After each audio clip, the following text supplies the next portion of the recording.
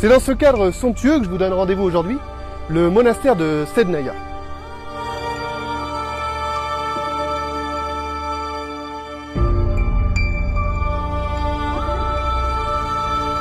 Cet endroit a été fondé par l'empereur Justinien au VIe siècle et il a représenté pendant un temps le deuxième pèlerinage chrétien au monde après donc celui de Jérusalem.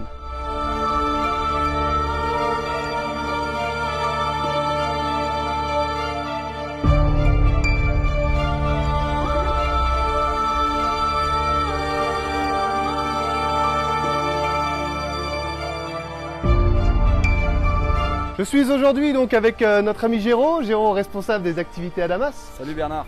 Donc Géraud va nous présenter l'apparition de la Vierge, donc le tout début finalement de l'histoire de ce monastère avec l'empereur Justinien au VIe siècle. On y va? C'est parti. C'est par là.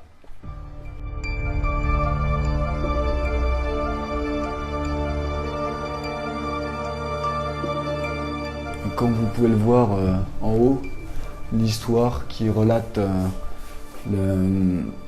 les événements qui ont eu lieu sur cet endroit.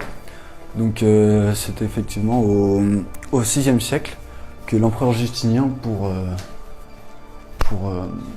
nourrir ses troupes, organisa une partie de chasse et lors de laquelle il aperçut une biche égarée. Comme vous pouvez le voir, il prit alors en chasse cette biche et qui vint se bloquer sur une petite butte. Cible parfaite, il s'en approche et là, ce n'est en fait pas une biche, mais la Vierge qui lui apparaît. C'est cette Vierge qui lui dit « Tu ne tueras point et sur ce lieu, tu construiras une église. » L'église aujourd'hui que nous voyons somptueuse, rayonnante, verdoyante.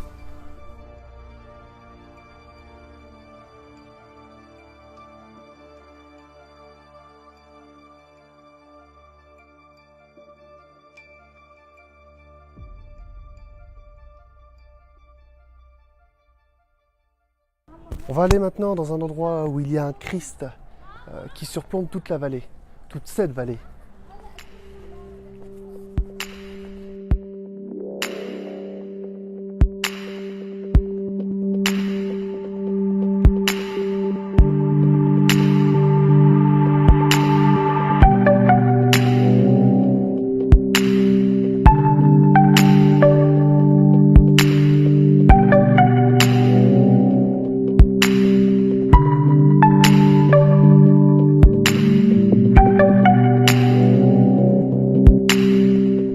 De la colline surplombant le village, c'est un tout autre décor.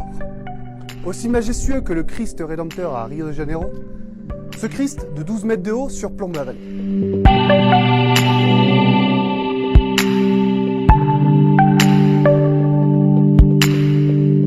En 2014, 3 colonnes d'Al-Nosra attaquent le village de nuit et par surprise.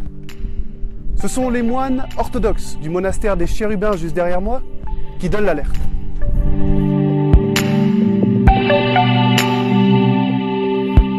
Alertés par ce bruit, les miliciens, appuyés par les hommes armés du village, montent sur la colline et repoussent l'offensive. Au bout de 7 heures d'attaque, l'offensive est repoussée. 15 morts du côté de Sednaya.